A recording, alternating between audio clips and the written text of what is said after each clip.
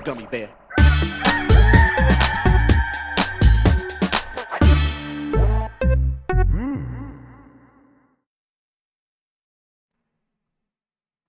It's the internet. You're busy. Let's do this for July 26th, 2024. For the next hour or so, let me help you sort through the world of gaming on Game This Mornings Live with me, Jeff Grubb. Today, somebody wake up Timur Hussein because Soul Reaver is back. First, please join me in welcoming today's co-host of Game This Mornings. It's Jordan Midler, everybody. Jordan, how are you doing? I'm good, brother. It's been a long time. The last time I saw you, you were just about holding on, wrangling games journalists onto a couch. That's it was right. all kicking off. That's right. You were being taller than everyone expected, is what you were doing at that time. That was it was a real disheartening thing because I was like, I felt like I shoot myself in such a way that it conveys the height, but everyone was like, "You're far taller than I expected."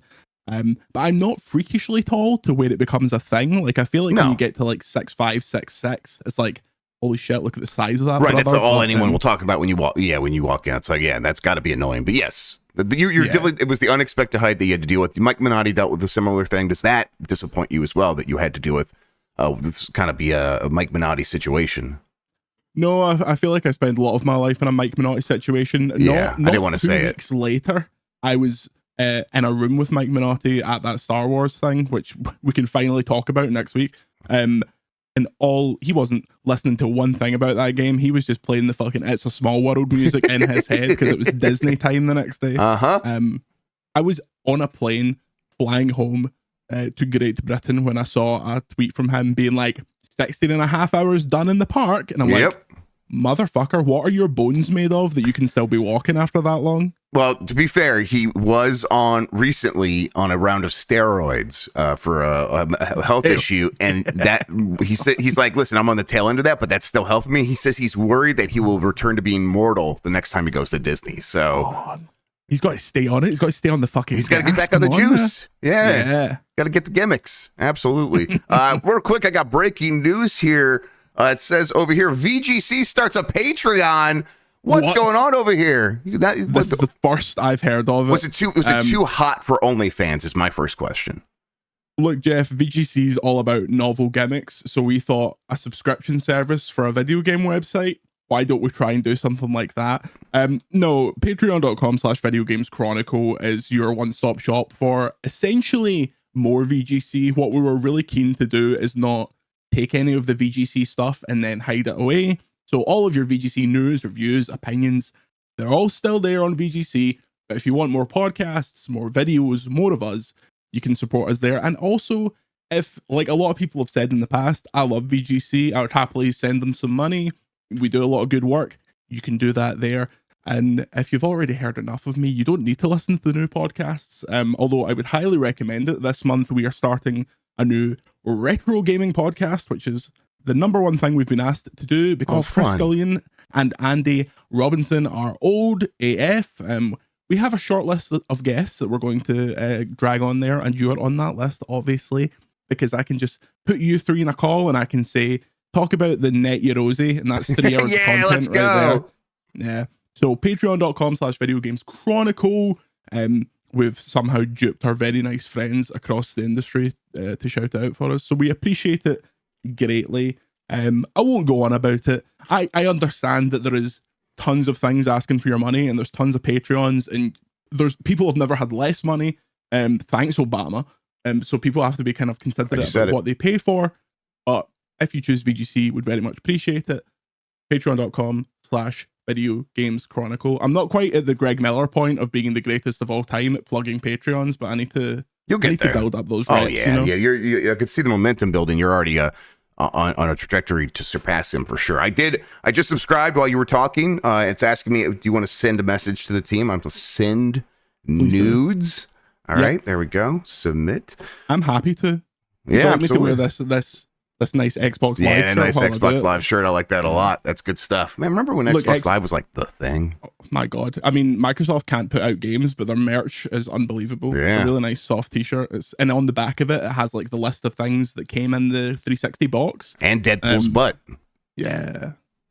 Love to come in an Xbox 360 box. But yeah, patreon.com Video Games Chronicle because Slash Video VGC, Games Chronicle, everybody. Video Games Chronicle because slash VGC went to a Christian podcast called Very Good Christians.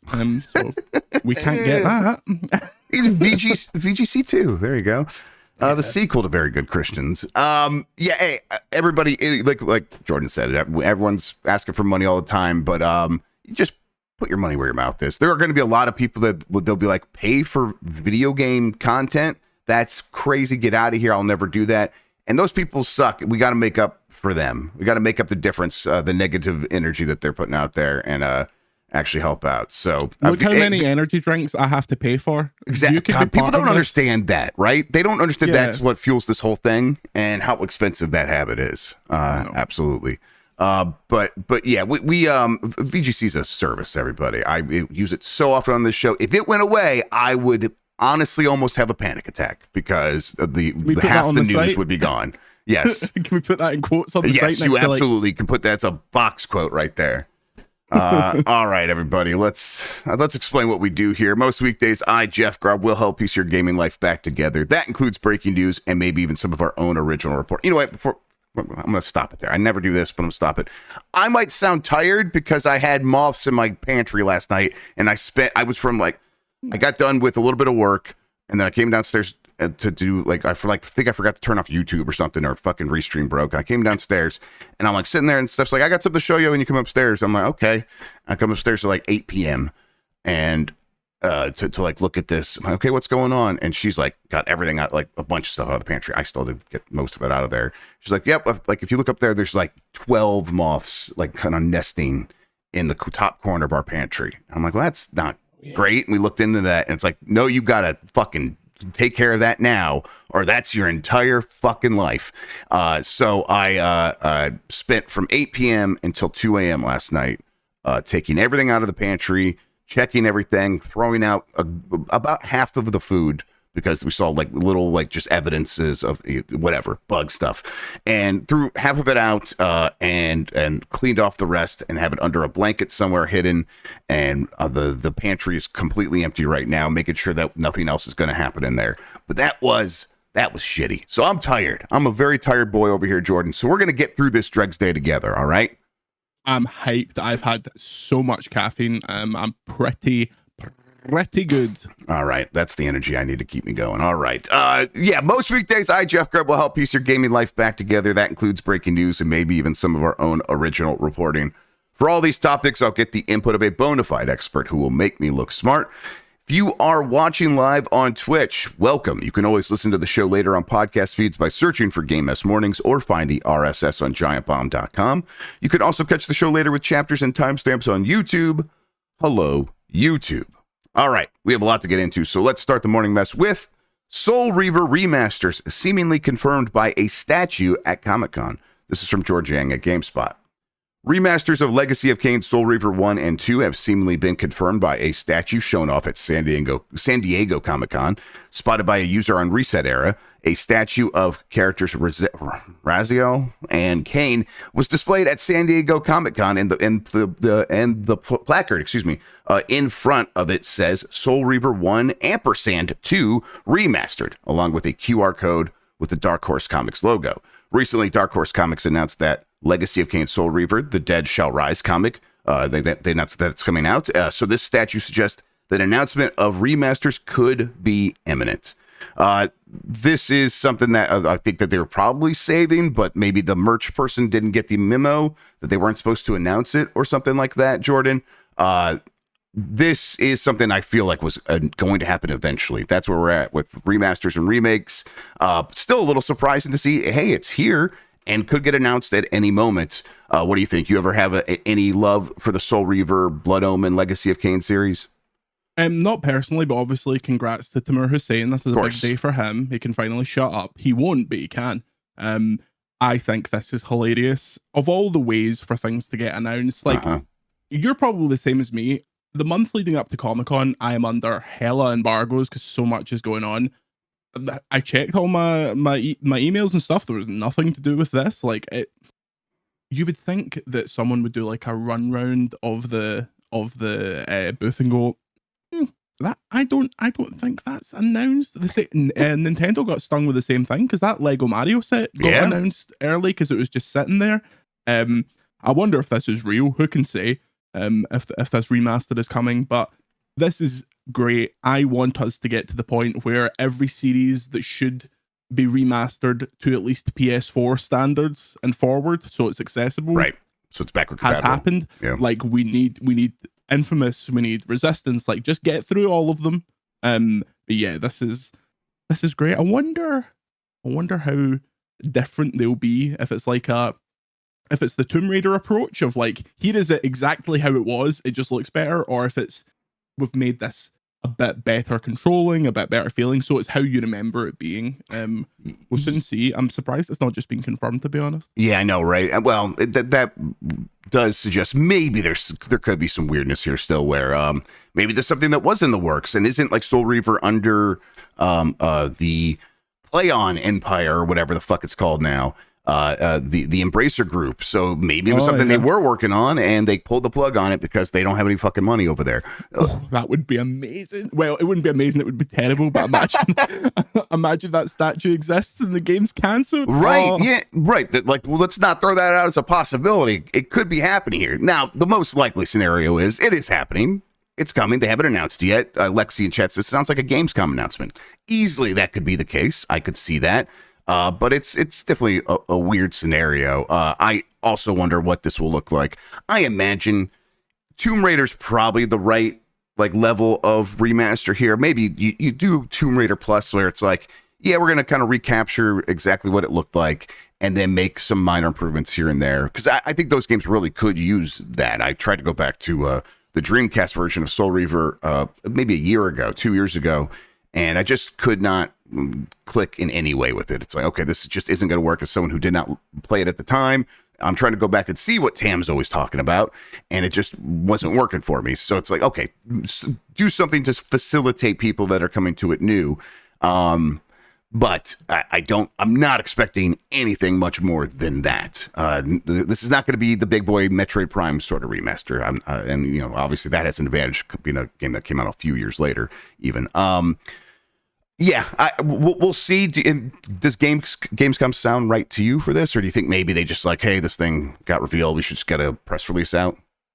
Prior to this shite happening, yeah, Gamescom, but it depends. Like they'll probably make a judgment call of how much has this actually like pushed through to the people we're trying to talk to, like how many people are reading stories about Comic-Con statues. But yeah, a Gamescom maybe feels right. It all depends. Like people went remaster and remake heavy like a couple of years ago. It depends what the kind of money proposition is for it now to actually make the changes. Because to the vast majority of people, like on the scale of destroy all humans, where do you think a Legacy of Kain remaster goes? Like man on the street, do we know anything about Legacy of Kain? Yeah, I don't know. I mean, honestly, yeah, I think it's like might have pretty similar name recognition to Destroy All Humans, but maybe even less in some ways because it's quite a bit older. Yeah, man on the street. I think you talk to 100 people. Honestly, you'd probably have to talk to 1,000 before you talk to one that knew about Soul Reaver. Is kind of the situation that it's in. Now that said, that only matters up until a point because you announce it. And what happens in these situations is you announce it and then you turn to the side because you're like, why is that man over there screaming? And it's Timur Hussein. And then his excitement gets a lot of other people excited. That's often how these things work. And I think that's totally probably going to happen here. But, you know, and there will be a lot of people in his situation. They'll be like, here is an explainer about why this series matters. That doesn't like suddenly turn it into a massive thing, but I think it's a start. Now, how big of a start is that, Jordan? Is it the kind of thing where this leads into a new Soul Reaver? Not in today's money. Yeah. Not a chance in today's money. I mean, just because how much costs to make something like that? That's so extreme. Yeah. Yeah. Maybe when money was free a couple of years ago, but not now. This is probably just Embracer looks at the back catalog, does a maths problem of how much would it cost versus how much would we get back. We own all the rights to it. Let's just get it done. Maybe it's like a small team while they while the bigger part of the team works on something else. Like, it had a Crystal D logo on it, but is that just because they're like the part of Embracer that owns it? I doubt Crystal D are actually working on it. Right. Yeah. Although God knows, like, they're across a million different things at the minute. Did they end up selling Crystal Dynamics? I'm trying to remember now. I think that's still part of the family. That's still right.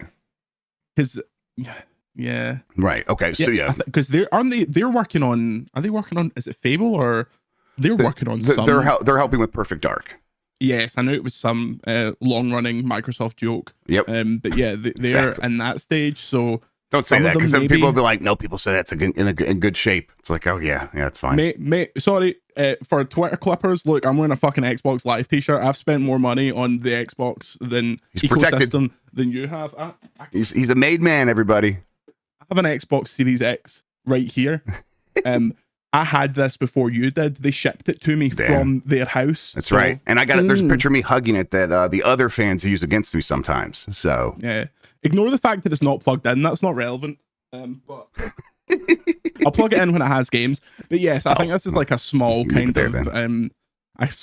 of a money-making opportunity. And, stick these on PlayStation, Xbox, stick them on Steam. They'll chug along for as long as you need. And you never have to touch them again, because we're not going to get into this stupid position again, hopefully, where like this gen of stuff is just completely inaccessible. So, yeah. Right. And it's the kind of thing where I think we are past the point where you could just start up one of these casually at one of these companies to be like, hey, here's an IP we have. Let's just put a team on that. They're so strapped in every way. Obviously, as you mentioned, obviously cash is one thing, but like just time. The amount of time it takes to build something like this, to commit a team to making a Soul Reaver when it's such an unsure bet at this point, it's just not going to be. They're going to say it's not worth it. Now, I think we'd be in a healthier place in the industry if it's like they could find a way to make it worth it. Like, dial down the knobs where you need to still make a game like this. I think that would be great if we were there, but these companies just are so afraid of doing that, because if you don't look like you're keeping up with the Joneses in terms of visual fidelity or the amount of content or whatever the hell else, you're going to feel inadequate, and gamers might hone in on that. You never know when they are going to suddenly be like, oh, this is a cheap piece of crap, and I'm going to be very mad about that. Visual fidelity, not a problem anyway. Have you heard about Star Wars Outlaws? Yeah, looks good. Honestly, looks good enough to me. Yeah, I legally have to hold my tongue, but I will just say, chill the fuck out, chill out, wait everybody. Till next week, I can say that there is a mountain of content coming that will perhaps change your mind. And it's not just the travelogue to Disneyland this time. So yeah. It was so funny, because when we went through that, like, they took us to the front of the queue, and all these American people were like, who are they? And it's all these sweaty journalists. People thought I was Pitbull, obviously. You just turn them, say, I'm an Imagineer. I built this ride. Yeah. I built all of Disneyland. Yep. I am Walt Disney. Let me tell you about my political views. Anyway, story number 2.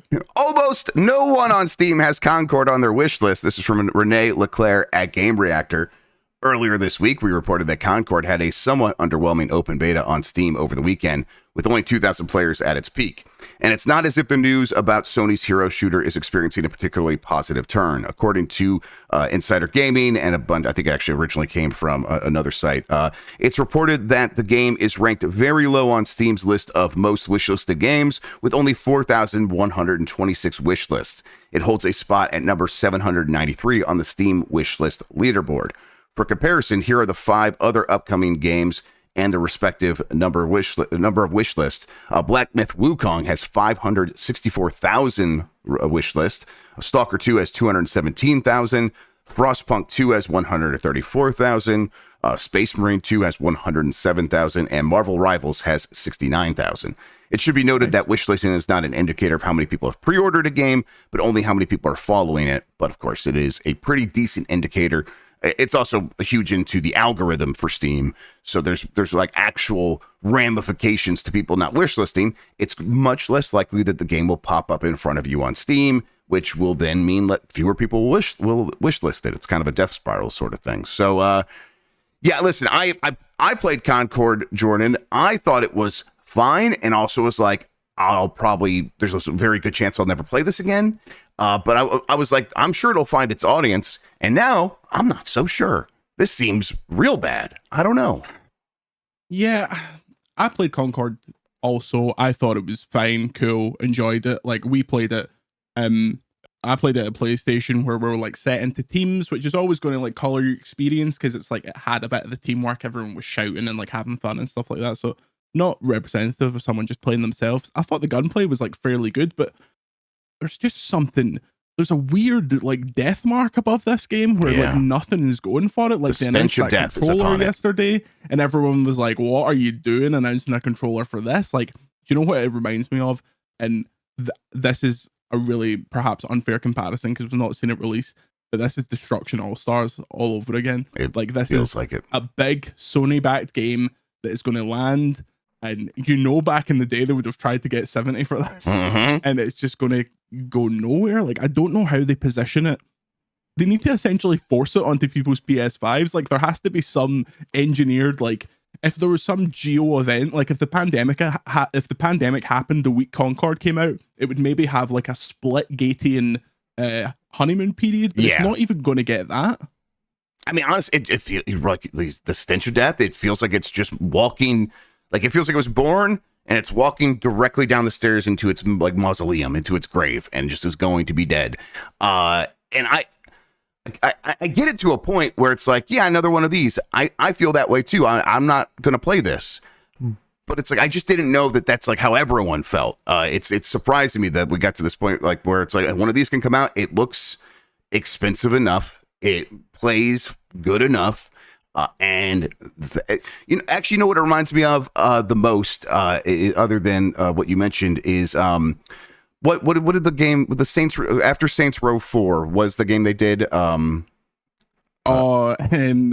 Agents of Mayhem. Agents of Mayhem is what it reminds me of. Is hey, a team that knows how to make games, put a bunch of like elements together, and they made what is ostensibly a big blockbuster video game that in any other time before Agents of Mayhem came out would have just automatically done well enough. And I remember when that game came out and I was looking at the NPD chart and it's like that thing like launched at like 16th on the chart or something like that. And it was like, oh, that's not good. That's every other game like this always just automatically ends up in the top 5. It had a little bit of a marketing budget. It looks expensive. They just like go there automatically. And like, no, suddenly that's over. And it's been like that since, where it's like that is a huge risk now because you could end up in an Agents of Mayhem situation. Now I think we've done that with multiplayer games. These multiplayer games that have a lot of budget behind them look like they should just find an audience. The audience is kind of busy and over it, and that's maybe more scary than anything else. Because I mean, the Agents of Mayhem thing, like, yeah, we can see its problems. Here, it's like, I don't know. I feel like someone should care about this game. Are we looking too much into the Steam element of this, completely forgetting that it's like mainly a PlayStation game? It's possible, but it's just like, I mean, there's a reason they're putting the game on Steam day one. There's a reason that they do this, and it's because look what happened with Helldivers 2, and look what continues to happen with Helldivers 2. While the people point out like its player numbers have dropped a lot, sure, it still has way more players seemingly on Steam than it does on PlayStation. So now, of course, I think maybe the argument there is Helldivers 2 feels very much like a game the PC audience, the Steam audience would be into, and Concord maybe does not. I don't know. If I were them, I would be shifting into, can we just make this game feel like it has a decent launch, so and not like try to win people over in the long term and be some sort of ongoing hobby. And I think they were beginning to make overtures in that direction by saying, hey, there's not going to be a battle pass. Right? They're like, we're not trying to be a game that owns your life or anything like that. It's okay. Again, I like hearing that, but that's still not winning me over with this. I don't know. If I'm in their situation, I don't know what to do here. I can't believe it's not on PlayStation Plus day one. That seems like the most obvious thing in the world.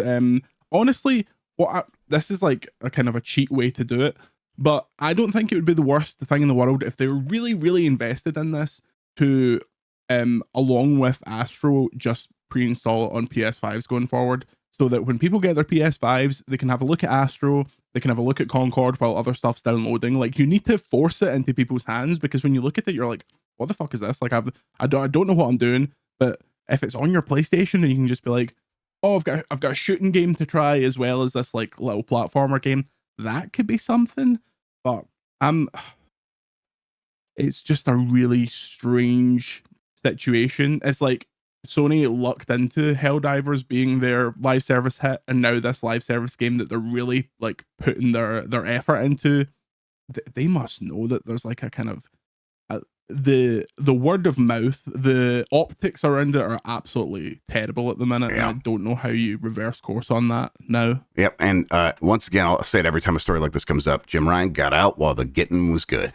Like, my fucking man. He knew the score. He knew what was happening. He was in the lead and he left. And then you blew the lead after I left? Weird. I mean, he came into the Sony studios and they said, this game seems like shit. I'm going home. And that's him. He was gone. So I'm gonna go have a biscuit.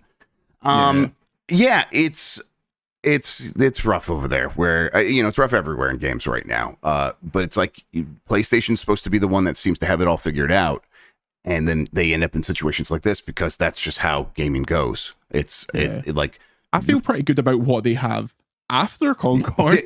Definitely, but they have several other live service games also in the works, and it's like, who knows what's going to happen with any of those. I think it'll be somewhere between Concord and Helldivers 2 going forward, sure. But the fact that this happened once, it could happen again with another game. So yeah, it's rough out there.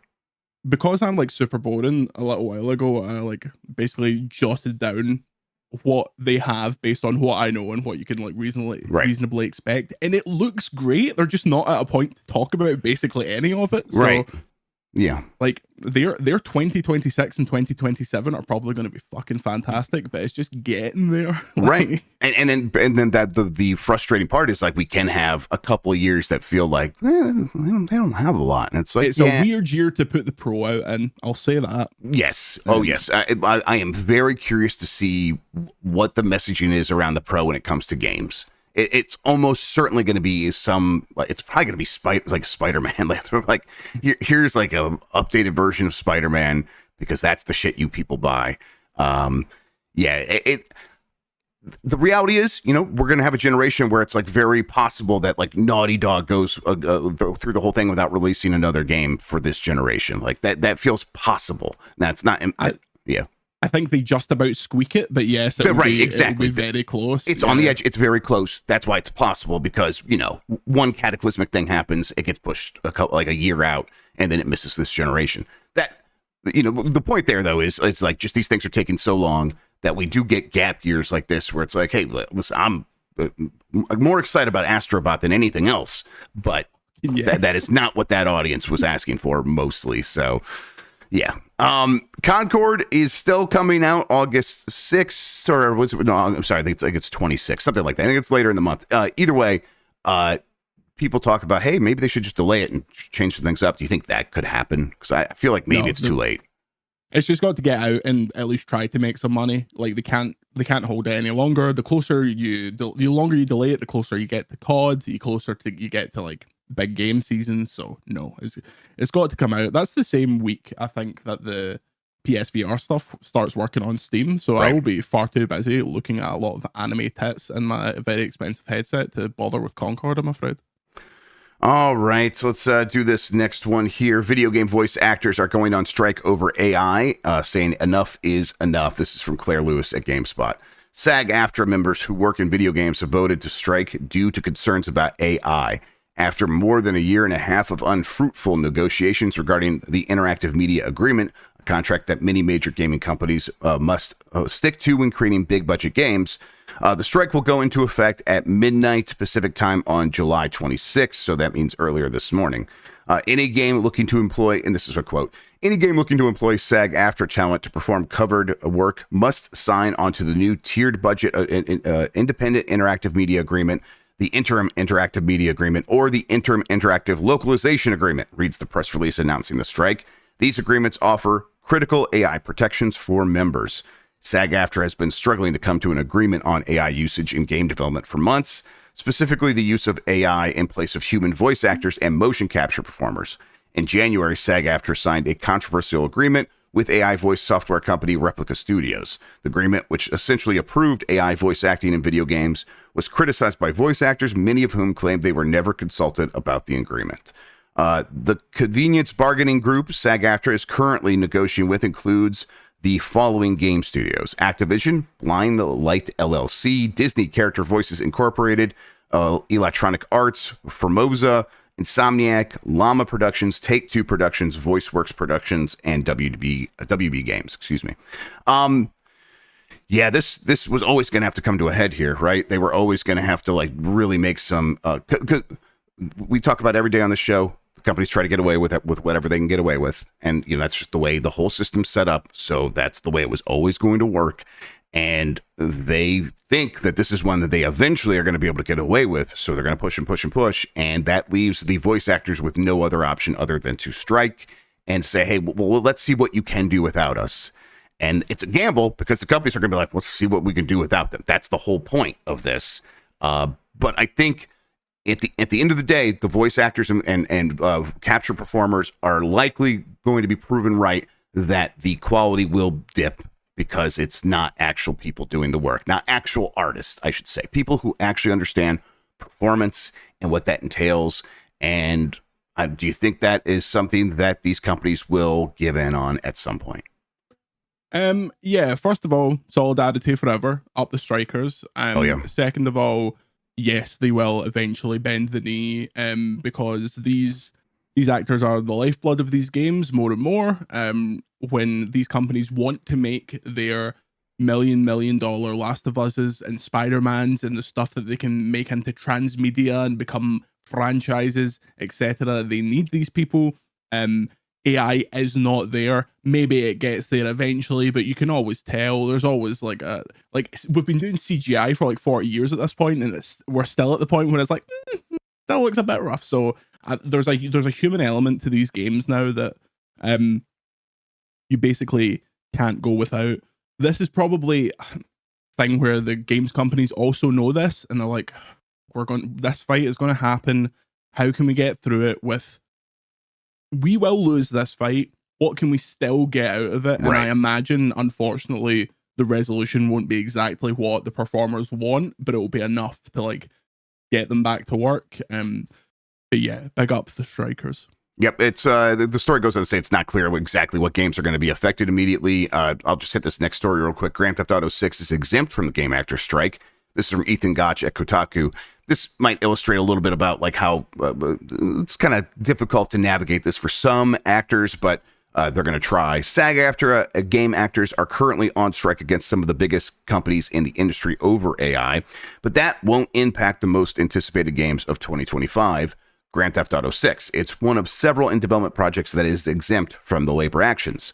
I can confirm GTA 6 is exempt, a spokesperson for the publishers involved in the dispute said. There's basically a little note for games like this that SAG-AFTRA points out that just says, be careful. This is a struck company, but the game, if you have an ongoing contract with to work on that game, you can do the work for that contract.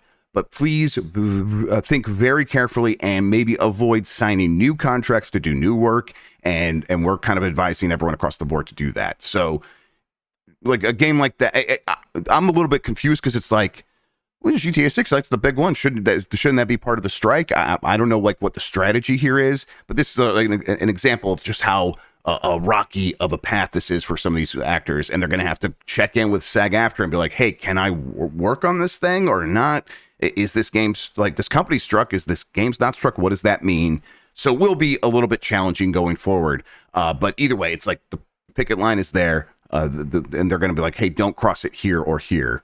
And that big part of that is it's early days, right? And we'll kind of see what this looks like in a couple of weeks. Yeah, I think obviously the first thing that the consumer audience to what we do thinks is, okay, so what games does this fuck up? Which I understand that is a natural response to it. And Don Cheadle in the chat says that GTA 6 might have had most of the voice lines by now. Sure. They're yes for the big stuff, right. But they're recording as much as they can right up until that has to go and be pressed onto discs. So yeah, especially for a game that big, yeah. Yeah, all the people walking past and going, "Hey, what? Yo, I got a pizza here." That was Miami person. But yeah, it's for stuff that I wonder if the union is kind of like, we don't want actors to get like a check against their name for stuff that they've already agreed to, that they're already working on, that once, if this actor stops working on it, the studio kind of has to like grind to a halt on it. And I don't know what the mechanics are for that. Obviously not been in that industry, but we both know voice actors that are now working on stuff that's like 2029. Someone was talking to me about a game they're working on a game that is planned as a next gen game, and I was like, what do you mean? Yeah. What do you mean a next Shut up. gen game? Don't tell me that. I want to hear that shit. Yeah, so it's a strange situation. Honestly, when this came up, I was like, I bet even if GTA was affected, Rockstar would be like, fuck you, we're still coming to work. Like, we're going to work around this. Right, yeah, they would try, and it's like, then it would be up to the actors to not cross the picket line, right? So it's it's strange. I think it is going to be that, like, we saw this a lot with the recent film industry strikes of writers and actors, or it was a directors and actors. And it's like there was a long list of production companies that were not struck, and so that the actors were able to go do work for them, and some of the actors were able to like get extra roles on those jobs, so they could have some income coming in while they were dealing with the long period of not getting paid. And I think that this is an example of like, hey, no, you could still go complete your contract, get your money. But we still want to put a little pressure on even GTA 6, so no new contracts. And that seems like a fair middle ground, because I think SAG-AFTRA is probably not going to have as much money to shore up the lives of all of these voice actors in the way that they did for Hollywood actors. So it'll be like, okay, yeah, we don't want to like ruin your income completely, or like put you in violation of contract or something like that. And of course, I think that would be protected if it's a actual legally a legal strike. I don't think Rockstar would be able to sue them, but Rockstar might be like, hey, I hated working with you because you didn't come in, just whatever, because a strike. I don't care about that. So you're right. Maybe that's what's happening here. Just give them a couple of these. Just stand there and give them a couple of these. Give them the birds. Yep. And then I saw it, his bird. All right. Let's take a quick break. When we get back, a handful more headlines to get into here on this Dregs Day, right after this.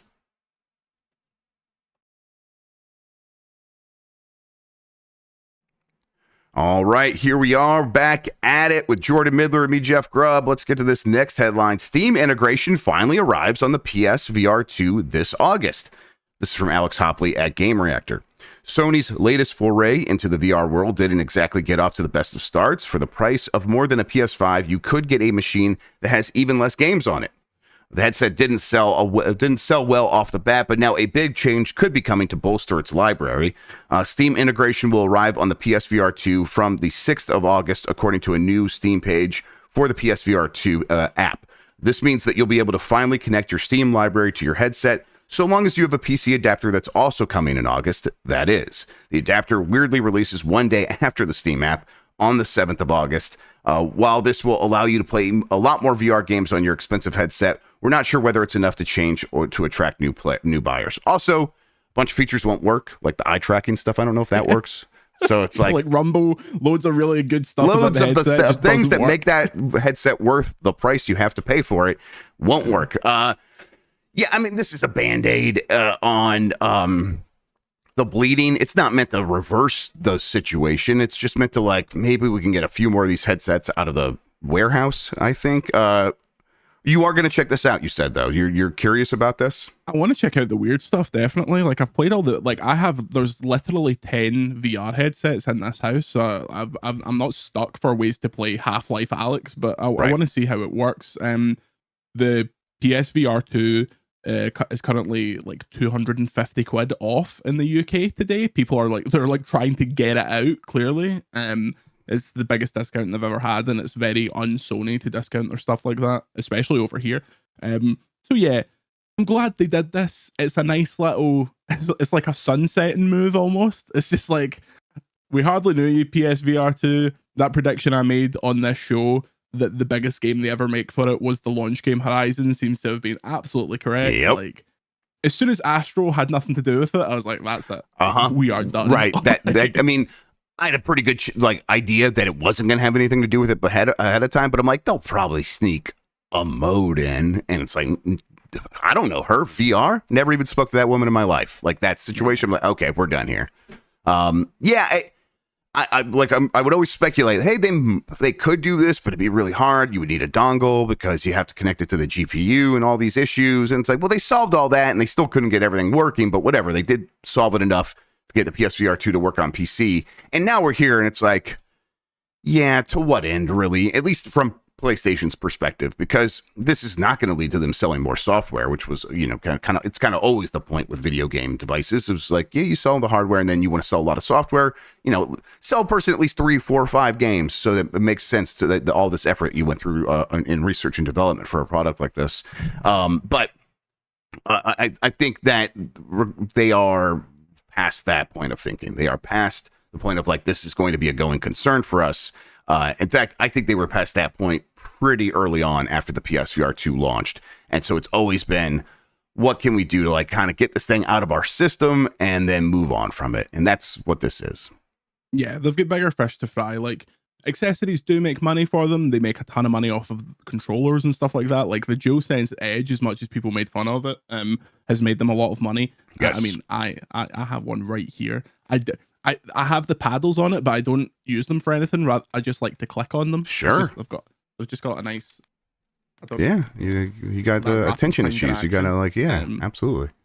But the VR is just a step too far. Like when you're asking console money for something like that, people aren't going to fuck with it. So people just see how they can use a controller, right? Big expensive controller, like well, yeah, that's an investment because I play so many games. I'm going to use that on everything, and you just can't make that argument to yourself with PSVR 2. Yeah. Siegfried in the chat, PlayStation Portal rise up. Fuck yeah, the PSP, the PlayStation Portal. One of the best things they've done in ages. You can make fun of it, but it works perfectly in my partner's house. What are you calling the PSP? I really enjoy it. As the PSP, it's the PlayStation Portal. It's the PlayStation Portal. I have the PlayStation Portal too. It's called the Steam Deck with Chiaki on it. It has HDR support and all this shit. It's pretty cool. You should try it sometime. You should probably try that sometime instead. It's pretty. Does it do the circle thing? Does it do the circle thing? You know what it does is it attracts women and fans because I'm so cool. They're like, look at me like, hey, look at this guy with his Chiaki for deck on the Steam Deck. Is that Chiaki for deck you have over there? Yes, ma'am, it is. That's what they're all screaming at you at Summer Game Fest. That's right. That's why you didn't go to Jeff's show like any of the days, because you were just beating off the women. That's right. That's what I had to do. Exactly. Jeff's show. You go there one day, you get it. You know what's going on there. All right. BioShock Netflix movie scaled back, now a more personal film. This is from Eddie McCoo at GameSpot. Netflix movie based on the BioShock game series remains in the works, but it's undergoing significant changes. Producer Roy Lee said at San Diego Comic-Con that the project is still alive, but has been reconfigured to become a quote, more personal film. Francis Lawrence, The Hunger Games, is still on board to direct. Lee said the recent changes at Netflix, where Dan Lin replaced Scott Stuber as the company's top movie boss, has resulted in the reduced budget for the BioShock movie. The new regime has lowered the budgets, Lee said, as reported by Variety. So we're doing a much smaller version. It's going to be a much more personal point of view, as opposed to a grander, big project. I think... There's a goddamn moth. I think when you're thinking of BioShock, what you want is small and personal and not grand. This is a weird one that just makes me think this movie's probably never going to happen, because that's the most likely outcome for any video game movie, right? Yeah. As soon as they posted this, I was like, what is it? Just, we can afford one Big Daddy suit. That's it. Yep. You're only going to see it from the top half. We can't afford the legs. Yeah, this is sad. A BioShock movie should be a slam dunk. I would have preferred maybe a 6-episode series or something, like the lead up to the fall of Rapture or something like that. But I don't know. When you think about BioShock, do you think about it in this compartmentalized way I do? When I think about BioShock 1 and 2, it's like, oh yeah, lovely Rapture stuff. Then it gets to Infinite, and I just think I enjoyed playing that game, and then I was very quickly informed and made aware of how kind of shite it was, and now we've just not heard anything about BioShock in so long. That felt like at the time it should have been the biggest thing in the world. After Infinite, it was like, okay, we'll get one on PS4, get another one on PS5, let's just keep on. You have set up a world in which we can make literally infinite BioShock games, and then they went, no thanks. The BioShock Infinite is another one of those canon events like Agents of Mayhem, where it was like, this is the future of games, and it's setting everything up, and this is what it's going to be going forward. And then it comes out, and it's like, oh boy, that cost more than we were expecting and didn't make as much money as we were expecting, and we can't do that again. And I think that's the whole story of BioShock Infinite, and explains like kind of like what happened with the studio afterwards and why it's taken so long to get back to that. And the weird thing is, it's like, well, okay, so the next one, just rein it in a little bit, take a little bit less time. Don't work on it for quite as long. Have a smaller team. And it's like, no, we're going to work on that next one for fucking forever. It's been like years and years and years of like hearing in the background that game's coming. Could get announced soon. And it's Have you seen the thing that we've all seen for that game from ages and ages ago? I think so. I can vaguely remember. The icy thing? Yeah, totally. Yeah. Do you think that game exists? I don't. Right. I don't know if the game that we eventually get is. Hang on, I'm going to get this off. Get it? Yeah, all right. Oh, he's like Obama? Yeah. Yeah. 2 Obama references in this podcast? Weird. We need more. I don't think you quite hit the quota yet. Right. I think this is a situation where it's like the thing that we eventually see is very different than the thing that we once saw. Because it's been so long, it's like maybe they reworked a lot of stuff. I don't know. I'm personally not ever like thinking about BioShock all that much. They have not given me a lot of reasons to think about BioShock. I thought Infinite was okay to play and kind of a cowardly game in a lot of ways with its story. I don't think that really is going to hang much of a chain around this next game. I don't think that matters so much because they can really just reset things. You give a fun new setting, a trailer with a reworked pop song, and people would be like, okay, what's it going to be? What's the pop song going to be? I think if there's a point in time where it would have been a reworked like Michael Jackson songs, I think they're like, let's move ahead in time a little bit, but now they can't do Michael Jackson. So maybe something else from that era. Wham. It'll be a Wham song. Yeah. Like I really slow, like wake me up. Yeah. And then when it hits that, it cuts like boom. Yeah. And then it's like before you go. It's like, oh my God. Yeah. There it is. George Michael, God rest him. Absolutely, it was a real one. Sorry, just to pause, please. Ghost Factory, what happened to MJ? This podcast is on the internet, right? Just open another wee tab and Google Michael Jackson. Just go. Yeah, there's several documentaries about it. Yeah, listen, I don't have much of an opinion on it. I don't think about Michael Jackson all that much either. But I'm just saying a corporation's not going to be like, let's use a Michael Jackson song. That's all. All right, so let's see here. Epic removes Fortnite from mobile app stores to prepare for its own store launch. This is from Sophie McAvoy at GamesIndustry.biz. Epic Games is pulling Fortnite and other games from mobile app stores ahead of the launch of its own digital storefront on iOS and Android. In an announcement, the publisher said it would be ending distribution partnerships with mobile stores that, quote, serve as rent collectors without competing robustly and serving all developers fairly, even if those stores offer a special deal on our own games.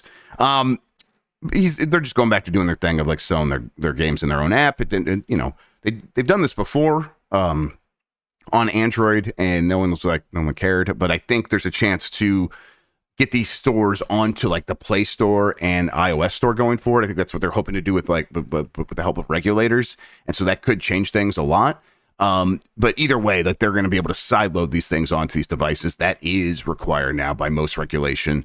And that's what Epic has always wanted. And yeah, I mean, that's what they've been doing on PC, and Epic Game Store always just feels like a big money sink. And I feel like on mobile, it's got to be even more difficult to change people's behavior. Do you think this works this time? I can't get into the mindset of someone that is in the kind of mobile gaming space. Like, does this affect those people the way that when something is only on Epic or only on Steam, people go absolutely batshit in like the core gaming space? Like, or do people just not care? So I think it does affect them in the same way. It doesn't manifest in the same way, where it's like in the console space or the PC space specifically, people are actively thinking about the way that makes them feel. That hey, I have my collection here, and I want it all to be in the same place. And when you take that away from me, I have this like sort of like kind of reaction to that. I think that people on mobile are a little frustrated by that, but then they just they just ignore it. They're like, yeah, that also frustrates me. But my response to that instead is then that thing doesn't exist, because it's all about like the path of least resistance. It's all about just like there's a million free games here in front of me. I'll just go get a different one. So it's coming from the same place. It just manifests differently, I think. Yeah, I can't wait for all this stuff to be finished. I'm sick of hearing Tim Sweeney talk about fucking mobile store. It's like every time it's like, oh, they're taxing us. It's like, no, that's not what a tax is, homie. What are you talking about? Do you know what Tim Sweeney should do? And I'm not just saying this because I was at Digital Extremes the other week. Climb a tree. They should team up with Digital Extremes and make a new Unreal tournament. Come on now. There you go. Starting today, my promise as Vice President-elect for Kamala Harris is to start a new Unreal Tournament Foundation. We'll get a new game every year. It's going to be great. What is this? Sean just put a new emote into the chat, and he says this one's for Grubb. Frostmoth? Is this some? That's Frostmoth, the Pokemon. Is that a moth? Come on, Pokemon? Sean. I'm glad you went for Frostmoth and not Venomoth, because most people would go Venomoth, but we went straight for Frostmoth. Good. I don't have to put up with this shit. This sucks. Speaking of Pokemon, the Pokemon Company banked at $10.8 billion in retail sales last year. This is from Liam Doolin at Nintendo Life. The Pokemon Company has plenty of huge moneymakers thanks to Jordan Midler, who has spent most of that $10.8 billion on merch. This does put it like in the top 10 global licensors. And actually, like, for example, the Walt Disney Company has made like $62 billion from similar retail sales, and then the Pokemon Company International has made $10.8 billion. And it's like Walt Disney's got so many brands, and Pokemon's just got Pokemon. And I'd like that. $10.8 billion. You know, it's the name on the street. It's Pocket Monsters, yes. Undefeatable. This is great news for my favorite media property. Like everyone's known for the longest time. It is the most successful media property in the history of the human race. Yeah, we talk about it constantly. Can't have breakfast without thinking about it. Yeah. And not just because of me, because of lots of people, but I can't believe that they haven't opened more Pokemon exclusive retail locations outside of Japan. Like, there's a couple of them, but the fact that there's none in America is unbelievable. It's weird. So, speaking to people who know, or at least were privy to conversations, there was chat about doing it in London. It seemed like because Pokemon as a brand is under Game Freak and Creatures and Nintendo, getting anything moving with it outside of their homeland is a nightmare. But yeah, I think retail locations, and I would bet money that Universal is like, please God, let us make a theme park, because it will be the most successful theme park in the world. Yep. Yeah, and they're like, just Nintendo, please just go use your influence with the Pokemon Company to make this happen. And you're 100% right that those conversations are happening right now. Yeah, like, whether it turns into anything is who knows. Team up with Niantic, make a version of Go that only works in the park, and make it like bigger and better. Yeah, really good idea. It's game over. Like, it'll be unbelievable. Sell kind of like, so in the Star Wars theme park, you can't dress up in like full costumes because they worry that kids will come up to them and be like, oh, you're fucking Min Yoda, etc. But sell trainer like attire, sell the little Pokeballs for your. These millennial freaks, me included, will go crazy for that shit. Like, the meet and greets are just the character, the Pokemon and the costumes. Japan already has lovely looking Pokemon costumes. The Pikachus are so fucking cute. Like, the Pokemon theme park will be unbelievable when it happens. Like, it's going to be that Super Mario Park on steroids, on Mike Minotti's steroids. But they're very protective of Pokemon. They've never been more protective of Pokemon as a brand, as a franchise. So, and we'll see. And part of them is right, because they, for as many mistakes as they might make with Pokemon in the games, there is something that they like magical that they figured out with Pokemon. Like you mentioned, like millennials, and it's like millennials get made fun of for like, oh my God, they still talk about their Harry Potter house and stuff like that, and rightfully so.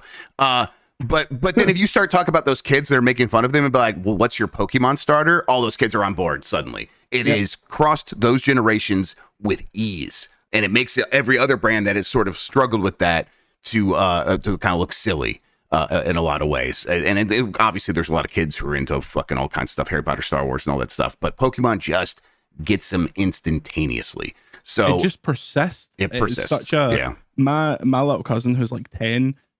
Her dad texts me pictures of her like buying the same packs of cards that I'm buying. Like I'm sending her photos of like the plush collection and when I went to the Pokemon Company and all that stuff. And it all just works the same way that it's always worked. Like I think people mistake the fact that it's never been Pokemania ever again, but that is impossible. Right. We actually kind of got close to it again in 2016 when Pokemon Go happened. It was a mania. But that 3-year period when it really launched was like unlike that was like when Star Wars first came out. That's like unprecedented. It's still absolutely massive. The games, like 7 of the top 10 selling Switch games are Pokemon games. Like I think you're going to see something really special in 2 years because 2026 will be the 30th anniversary of the franchise, and they're going to do some mega shit for it. I am convinced, and I've said this elsewhere, that they're going to re-release the original Pokemon cards in identical packaging to what they had when they first launched. All they need to do is put a stamp on the actual cards denoting that they're 30th anniversary, so it won't fuck with the market in any way. But anyone who is 40 and below walks into like a Walmart and sees a standee of those and goes, oh my god, I used to buy those, let me get a couple of packs. They're right back in. Are they the ones that did, or is this Magic that had that like $250 collector set of like the really expensive original set of cards? Maybe so Pokemon had that was like they did that last year, that the box turned into like an arena to play the trading card game. It was the same art, but they had gold borders and they were like slightly different. Yeah, they've re-released those original cards a few times, but they've never done them in the exact same packet. Yu-Gi-Oh has, and that was a huge success for them. So I think Pokemon will do the same thing. I also think we get full 3D big scale remake of Red and Blue for 2026. Yes, I'm on board with that as well. Michael O'Leary in chat mentioned that it's unofficially official that the Pokemon is taking over the Simpsons area of Universal when that license runs out in 2028. So I mean, I love the Simpsons, but that's not a big enough area. They need like they need like they need a whole city to take over. Right, they don't have any room in Universal in LA, or in Southern California. So yeah, it'll be rough. But in the other areas, and the park in Orlando, I'm sure we'll get a bigger area. So there you go. I will be forced through the door. No one's forcing you, actually. That's just you walking through there of your own accord. That does it for the news, everybody. We have a poll question that I will get up here in a second. While I'm doing that, Jordan Miller, why don't you tell people once again where they could find you on the internet, where they can give you some money, and they should. Oh, me personally? Well, so go to patreon.com/Video Games Chronicle. Even if you're not sold on giving us money quite yet, you can join us for free. And then when we start posting stuff, you will get information like our retro podcast or off-topic podcasts, videos, stuff like that. I'm hesitant whenever we talk about Patreon. Signing up for our Patreon, I don't expect you to pay this amount of money forever. Come in, get the stuff you want, leave. I do that with Patreons. I do that with subscription services, but any support you can give us would be fantastic. Patreon.com/Video Games Chronicle, because VGC are a bunch of Christians. And most importantly, VGC isn't changing. It's the exact same website. Yeah. I've just been given more freedom to do absolute bullshit.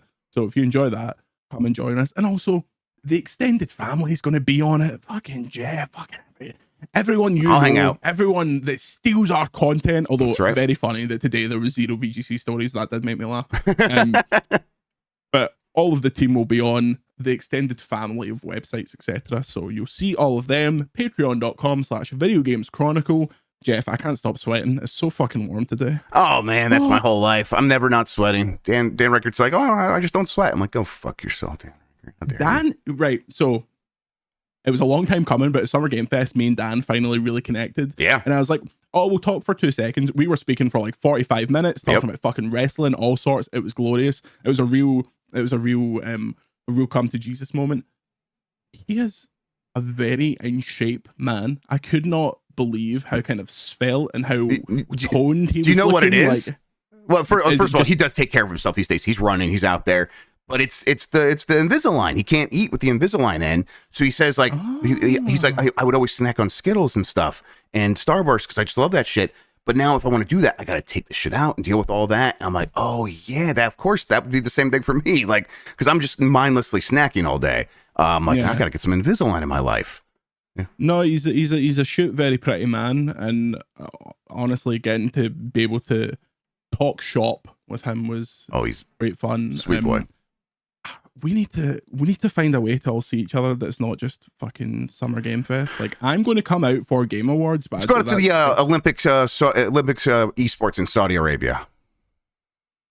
I mean, I'm not going to comment on Saudi Arabia because I don't want beheaded. But sure, you can do that if you want. Yeah, I think I'm pretty safe Shout in out Ohio. my man Jamal but Khashoggi, God rest him. They'll come get you.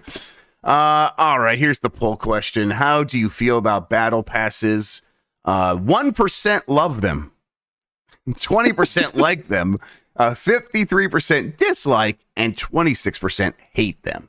I was looking at the comments too. A lot of people are like, look, most games, it feels like a chore.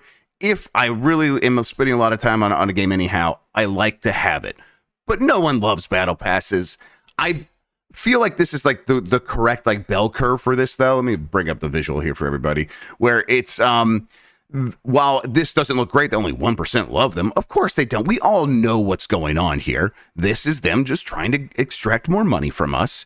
And it's the replacement for loot boxes, which would have had a much worse bell curve than this by a long shot. And loot like boxes were more fun. I preferred loot boxes. I'm not joking. No, I more fun. Definitely, you're not alone. I know some people who do, but let's be real. It would have a worse bell curve than this. Like, yes, the hatred for those were off the chart. And I think that these companies are like, okay, you know what? We'll settle for this, even though there's going to be some pushback, like Concord, like, and we're not going to have a battle pass. We don't want to be that for you. I don't think that's going to get quite as much love as when people are like, we're not going to have loot boxes. It's not the same thing. I think most people have settled into accepting battle passes for what they are. All right. A new poll question. Have you ever played a Legacy of Kain / Soul Reaver game? Yes or no? We'll discuss that on Game Miss Mornings on Giant Bomb on Monday. Speaking of Giant Bomb, later today, and about an hour after this show ends, if you're watching live, we have Anime Party. Demon Slayer Party. There's a Mario Party game based on Demon Slayer, basically. We're going to play that. I don't know. Dan's making me download it on my Switch. That's what's happening today. So good luck to me trying to survive that. That'll be for UPF. We'll have a BCR after that, where we'll probably talk about some of these games we've been playing, including like Marvel Rivals, which I actually did have some fun with. Just lower. It's all right, isn't it? It's right? Yeah, I had fun. Like that's. I mean, I'm not again another one. I'm probably not going to play a lot more of. Who's your main? Magic. She was absolutely. I crush. There's a good. Like that video is like me trying out a bunch of characters, kind of getting wrecked a lot of times because I'm not sure how to use them. And then I got Magic, and I held the point by myself for the like whole last 5 minutes of the game. Basically, it was so I'm like, okay, well that felt good. And that's where when you have moments like that, it's easy to be like, well, that was fun, that was great. It's low stakes is how I would describe that game though, because I'm not going to invest a lot of mind share into thinking about Marvel Rivals or something like that. It's also free to play. So it's going to be there, whatever, if I ever want to play it. Really what it made me do is be like, maybe I do want to go back to play some more Overwatch. So we'll see. That's the second art. And then today they were like, oh, maybe we're bringing back 6v6. Yep. It's like, how about you bring back Overwatch motherfucking 1? Take out all these new characters. Yeah. I don't give a shit. Yeah, I want the same way they gave us a WoW Classic. I want Overwatch 2017. Come on. Yeah, let's go. That would be great, actually. All right. I think that is most of the stuff. We'll be back next week. We'll get Jam back here so I don't have to like try to make this website squeak across the finish line anymore. He can do all that work instead. Until then, though, Jordan, thank you so much for hanging out with me today, talking about video games. I really appreciate it, man. Anytime, darling. I love coming on this show. I love hanging about with you. It's always a pleasure. And I feel like more and more I see giant bombers, which is the collective term. Dooders is dead, I'm afraid. In the VGC audience, they're in our Discord talking shit about me. So I get abused anywhere I go. Yep. I appreciate you all out there getting on him. You stay on him. Keep Jordan Midler honest, everybody. Thank you all for listening and watching. You're the best audience in gaming. Until next time, have a good one. Take care of yourself and goodbye. And that's patreon.com/Video Games Chronicle. Bye, everybody. Get on it. Pay me. Pay that man his money.